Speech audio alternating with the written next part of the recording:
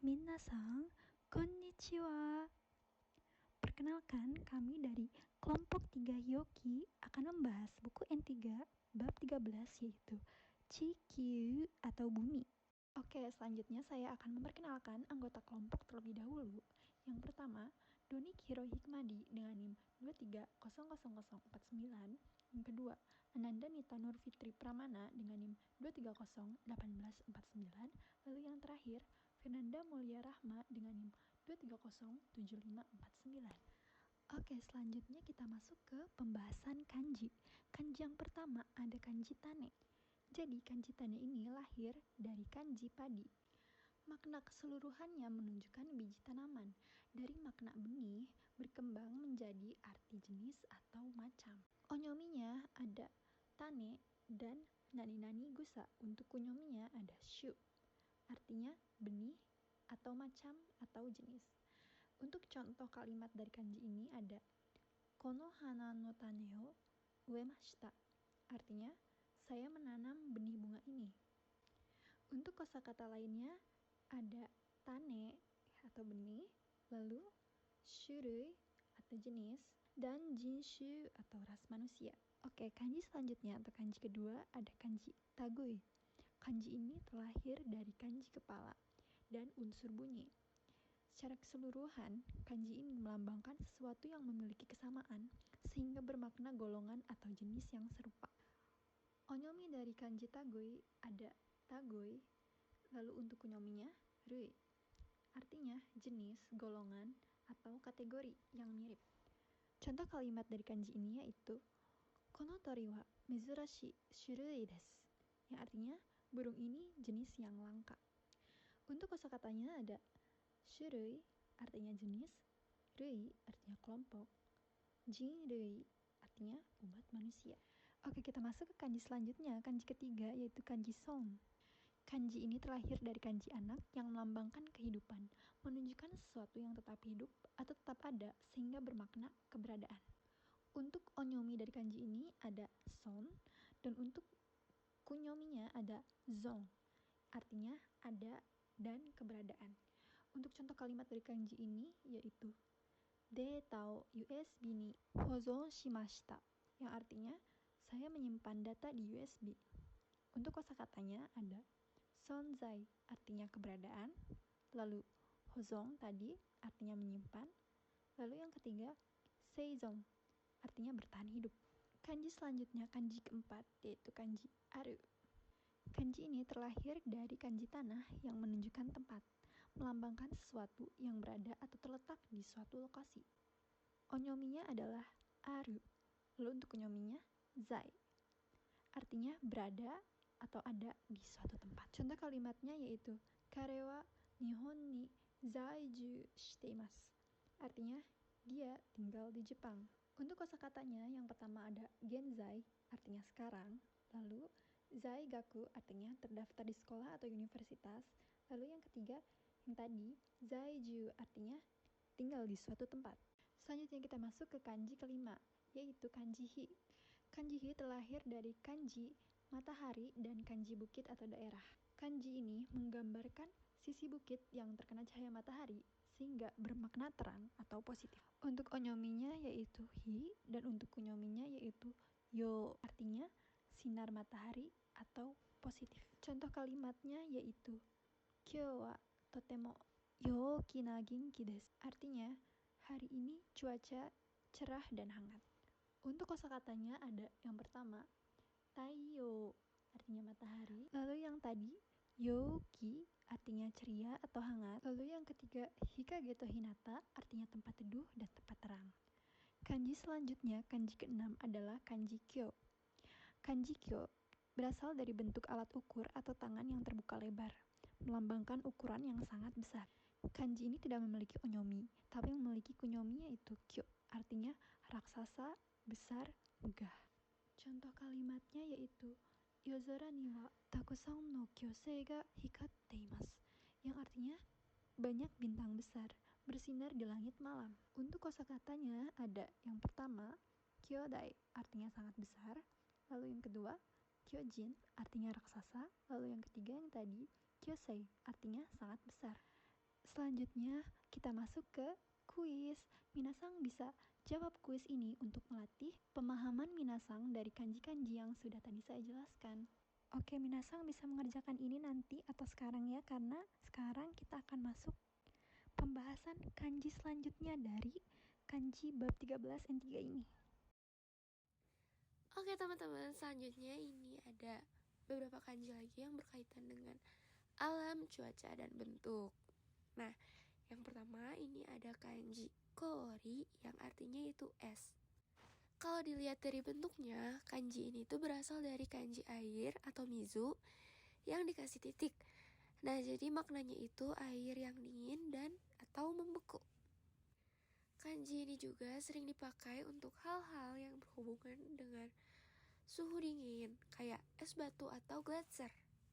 Bisa teman-teman lihat di sini tuh ada cara bacanya. Kunyomi itu koori dan juga hi. Sedangkan onyominya itu adalah hyo. Panjang ya. Hyo. Oke, ini tuh artinya es. Kanji itu dapat menghasilkan beberapa kosakata ya teman-teman. Yang pertama itu ada koori-nya itu sendiri yaitu es. Lalu ada hyozang itu gunung es. Lalu ada hyotenka, ini tuh titik di bawah titik beku.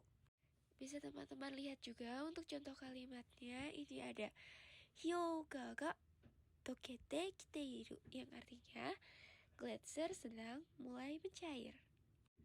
Selanjutnya ini ada kanji kawa yang artinya itu adalah sungai. Tapi biasanya ini tuh untuk sungai yang besar teman-teman. Nah, jadi beda ya dengan kanji kawa yang sebelumnya. Kalau kanji kawa yang ini kesannya itu lebih besar atau resmi. Untuk cara bacanya, untuk onyominya itu ada kawa, sedangkan onyominya itu ada ka. Bisa teman-teman lihat juga ya untuk kosakatanya. Ini tuh ada kawanya itu sendiri yaitu sungai besar. Lalu ada kazen itu aliran sungai. Dan yang terakhir adalah Ginga, ini tuh adalah galaksi yang secara harfiah artinya sungai perak. Lalu untuk contoh kalimatnya, ini tuh ada Fure de unga o wataru, yang artinya yaitu menyeberangi kanal dengan kapal. Oke, kanji selanjutnya itu ada kanji ki yang artinya musim. Nah, kanji ini itu asalnya dari gabungan pari dan anak. Jadi menggambarkan waktu panen yang akhirnya bermakna musim. Untuk cara bacanya, ini tuh hanya ada onyominya saja teman-teman, yaitu ki. Nah, jadi kanji ini hampir nggak punya kunyomi. Untuk kosakata-kosakatanya, ini tuh ada kisetsu yang artinya musim. Lalu ada shiki yang artinya 4 musim. Dan yang terakhir ada Toki yang artinya musim dingin. Sedangkan untuk contoh kalimatnya bisa teman-teman lihat juga. Ini tuh ada Nihon ni wa shiki ga aru, yang artinya Jepang memiliki 4 musim. Oke, selanjutnya ini ada kanji ko. Kanji ini tuh maknanya adalah keadaan atau cuaca atau sesuatu yang bisa berubah-ubah gitu. Dulu kanji ini juga sering dipakai di bahasa surat lama. Untuk cara bacanya itu ada onyominya yaitu ko, sedangkan kunyominya itu ada soro yang artinya bahasa lama. Untuk kosakata-kosakatanya ini ada tenko yaitu cuaca, lalu kiko yaitu iklim, dan yang terakhir ada kouho yang artinya jalan. Nah, untuk contoh kalimatnya itu sendiri di sini ada Tenko fujun no me ga tsuzuite iru, yang artinya cuaca yang tidak menentu terus berlanjut. Oke teman-teman, selanjutnya ini kanji yang seperti kita udah familiar gitu, yaitu kanji hangat atau kanji atatakai. Nah, kanji ini tuh bentuknya ada unsur matahari, jadi berhubungan sama kehangatan sinar matahari. Jadi bukan panas yang berlebihan. Nah, untuk kunyominya ini tuh bisa dibaca atatakai, atataka, atatakama, atatamaru, dan juga atatameru. Dan onyominya itu dan. Baik, untuk kosakatanya ini tuh bisa dibaca atatakai yaitu hangat, lalu tanbo yaitu pemanas ruangan, dan juga dan ryu yaitu arus hangat. Nah, untuk contoh kalimatnya bisa teman-teman lihat juga ya di layar. Ini tuh ada atatakana haru no mezashi o abiru, yang artinya merasakan sinar matahari musim semi yang hangat. Oke, kanji selanjutnya ini ada kanji mengalir teman-teman, yang atau nagare. Nah, kanji ini tuh sering dipakai bukan cuma buat air tapi juga buat waktu, tren, atau gaya. Jadi nggak hanya untuk air doang. Nah, untuk cara bacanya ini tuh bisa dibaca kunyominya itu nagareru dan juga nagasu, sedangkan onyominya itu ada ryu. Panjang ya teman-teman, ryu. Nah, untuk kosakatanya di sini tuh yang pertama ada nagareru-nya itu sendiri yaitu mengalir, lalu ada ryuko, itu tuh ada tren. Seperti yang sudah saya bilang, ini tuh tidak hanya untuk air tapi juga bisa untuk tren, waktu, dan juga gaya. Dan yang terakhir itu ada nagare, yaitu arus. Jadi kalau nagareru itu mengalir, sedangkan nagare itu adalah arus. Lalu selanjutnya ini ada contoh kalimatnya itu sendiri. Bisa teman-teman lihat juga ya di layar. Kawa ga shinai o nagarete-iru, yang artinya sungai mengalir melalui dalam kota. Oke, selanjutnya ini kanji yang pasti teman-teman udah sering banget lihat. Betul sekali, ini adalah kanji bentuk atau wujud, yaitu kanji katachi. Nah, kanji ini tuh biasa dipakai untuk sesuatu yang bisa kita lihat bentuknya. Untuk cara bacanya itu sendiri, di situ ada kunyominya yaitu katachi dan juga kata. Sedangkan untuk onyominya itu ada kei dan juga kyo. Panjang ya teman-teman. Kyo ini tuh artinya yang seperti aku sudah sebutkan tadi, yaitu bentuk dan juga wujud.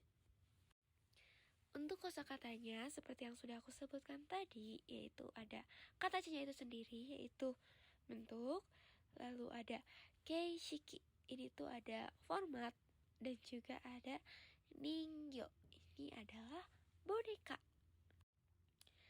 Lalu untuk contoh kalimatnya bisa teman-teman lihat juga di layar. Ini ada chikeizu o mottereru, yang artinya pergi keluar dengan membawa peta tipografi. Oke, karena 7 kanji selanjutnya sudah saya jelaskan, kita langsung masuk ke quiz. Nah, untuk mode yang pertama, ini akan saya bacakan terlebih dahulu. Kiko no imi wa dore desu ka? 1. 季節 2. 気持ち 3. 空気の様子 4. 山 5. 水. Hai, boleh teman-teman isi ya. Oke, untuk mode yang kedua akan saya bacakan lagi, yaitu Tenko no imi wa dore desu ka?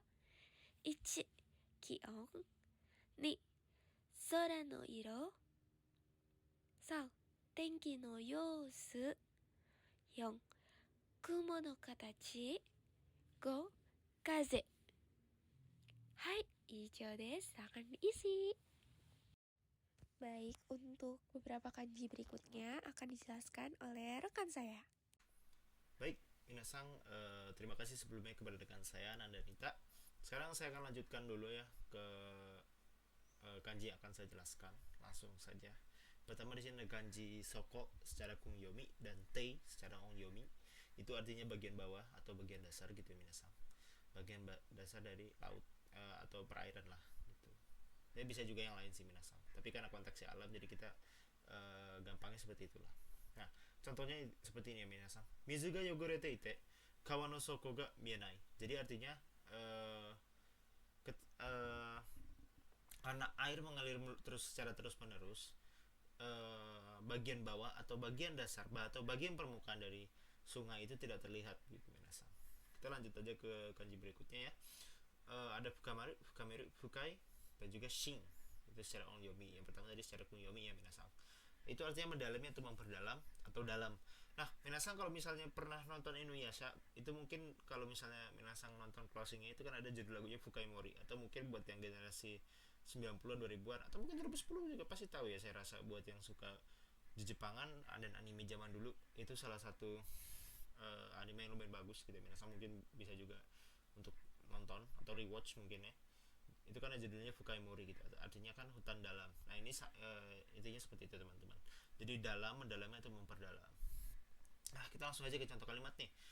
Aki ga fukamate kogo ga utsukushi. Jadi artinya itu adalah karena musim gugur itu semakin dekat. Kogo di sini tuh artinya dedaunan ya minasang. Dedaunan yang jatuh itu tuh cantik gitu, indah gitu. Karena kan kalau di Jepang itu ada 4 musim ya minasang. Jadi makanya di sini tuh konteksnya dedaunan itu makin cantik gitu, karena musim gugur itu semakin mendekat gitu, sudah mulai mendekat lah gitu, sudah mulai datang, sudah mulai tiba gitu, akan tiba. Lanjut ke kosakatanya, di sini ada shinkai. Shinkai itu artinya lautan dalam. Mungkin minasang tahu gitu ya, pernah dengar gitu lah shinkai itu Makoto Shinkai, ataupun dari lagu saya lupa penyanyi siapa tapi judulnya Shinkai, saya rasa teman-teman tahu ya. Itu ada lautan dalam. Nah itu tuh benar-benar lautan dalam gitu ya. Jadi kalau misalnya teman-teman sekarang nanya gitu ya, kayak ada orang-orang yang tulisannya singkai singkai singkai, yang namanya ada singkai singkainya, nah itu berarti artinya lautan dalam gitu kalau secara benar-benar maknanya gitu ya. Lalu ada kaite. Kaite ini sama sebenarnya kayak sokodante tapi dasar laut gitu ya, karena di sini ada kanji umi gitu ya, kanji laut. Laut itu bisa dibaca umi dan bisa dibaca kei ya teman-teman. Jadi kaite itu artinya dasar laut. Oke, kita lanjut ke kanji berikutnya. Di sini sekarang ada asai ya. Asai dan seng. Asai secara kunyomi dan seng secara onyomi. Itu ada dangkal artinya. Nah, dangkalnya kita langsung aja kita contoh kalimatnya. Watashi no kangai ga asakata. Jadi cara berpikir saya itu terlalu dangkal gitu. Nah, asakata di sini berarti konteksnya masa lalu ya. Pada saat berarti dia ngomongnya gampang secara lebih lengkapnya seperti ini minasang. Pemikiran saya waktu itu bener-bener dangkal banget gitu. Gitu. Oke, lanjut. Kita ke kanji berikutnya itu ada shima secara kunyomi dan to secara onyomi, atau artinya adalah pulau. Nah, artinya pulau ini adalah nihon wa maaf. Jadi ini pulau gitu. Nah, minasang kalau misalnya pernah dengar kayak Hiroshima gitu ya. Berarti Hiroshima itu kan kepulauan, pulau gitu, pulau sendiri gitu. Makanya di situ tuh spesifik dengan pulau. Jadi minasang mulai sekarang kalau misalnya ada hal-hal yang berhubungan dengan kata-kata shima, berarti itu pulau yang minasang. Oke, kita langsung aja ke contoh kalimat. Nihon wa shima gunida. Jadi artinya adalah Jepang itu negara kepulauan gitu ya. Ya memang ya Jepang itu bisa dibilang negara kepulauan karena memang ada di tengah-tengah gitu ya, enggak yang nyambung dengan suatu benua. Jadi dia berbeda gitu ya. Oke, kita lanjut. Kosakata itu ada toming. Toming itu penduduk pulau atau penduduk kepulauan gitu ya. Jadi kalau ada spesifik lah gitu ya. Jadi kalau misalnya dia dari satu pulau, oh berarti kamu tuh adalah seorang toming gitu. Seperti itu. Nah, jadi ini sudah sempat dijelaskan, yaitu asakata. Asakata itu dangkal, dangkal gitu ya. Dan itu tuh lampau gitu kan, ada asakatanya. Dan kalau misalnya cuma asai, berarti itu tidak lampau gitu ya minasang. Nah ini asakata yang ini tuh sebenarnya secara umum gitu ya minasang, bisa dipakai apapun itu gitu ya. Seperti tadi pikirannya dangkal, jadi nggak harus tentang lautan dangkal gitu atau air yang dangkal gitu, atau kolam renang yang dangkal, nggak selalu ada fisiknya. Nah sedangkan yang di bawah ini ada sempaku. Sempaku ini artinya bukan celana dalam ya minasang ya. Sempaku ini artinya adalah dangkal secara ada fisiknya gitu. Kalau misalnya kita bisa lihat dari fisiknya ya, seperti tadi saya bilang kalau kolam renang airnya dangkal, nah berarti pakai sempaku gitu. Sempaku nak gitu, bukan celana dalam ya minasang gitu. Kita lanjut aja ke kaji berikutnya. Oke, di sini ada Riku daratan, ada Kishi gang, terus ada Saka hang. Riku ini karena tidak ada kunyomi ya minasang, jadi cuma baca Riku. Kunyomi itu dibacanya nggak bisa single atau berdiri sendiri gitu, jadi harus ada kanji lainnya gitu. Langsung aja kita ke contoh kalimat gitu ya. Kuji ni hikoki ga chakuriku. Jadi pesawat itu bakal tiba di jam 9. Seperti yang lihat saya bilang dari sebelumnya minasang, itu chakuriku artinya kan tiba gitu ya, atau landing gitu ya. Riku itu tidak bisa berdiri sendiri kan, tadi ada kanji caku dan ada baru bisa ada maknanya gitu. Lalu ada kishi dan gang. Kishi dan gang ini artinya pesisir ya minasang, pesisir ya, shore gitu ya. Oke. Kita lanjut aja untuk ke contoh kalimat. Mai asa kaigang o running shiteru. Jadi setiap pagi saya itu selalu lari gitu ya di pesisir pantai seperti itu. Lanjut kita ke kanji berikutnya, itu adalah Saka Tohang yang artinya itu lereng atau perbukitan gitu ya. Jadi ini tuh biasanya juga dipakai buat nama gitu ya minasang. Jadi misalnya namanya ada Sakamoto gitu, yang sekarang lagi lumayan viral tuh kan, ada anime Netflix itu Sakamoto ya. Gak tahu sih viral apa nggak, coba saya suka sih.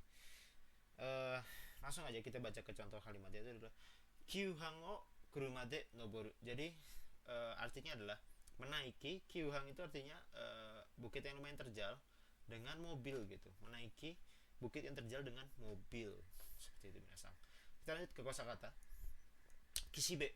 Kishibe ini artinya pesisir ya, sama juga sama kaigang, sebenarnya nggak beda jauh sih minasang. Di sini emang konteks penggunaan kalimatnya aja yang berbeda. Biasanya emang bahasa Jepang seperti itu ya. Lalu ada Rikujo ini di atas tanah, jadi benar-benar di atas tanah gitu ya. Apapun benda yang di atas tanah itu pakai Rikujo minasang.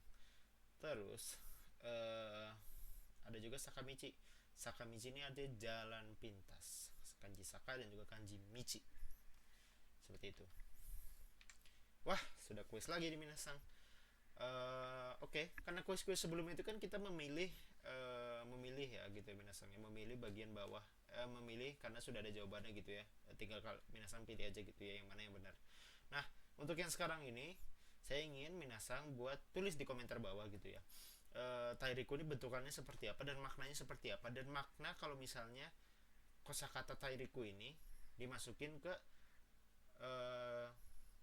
kata-kata ini gitu.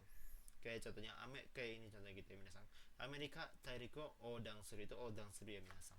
Terus ada juga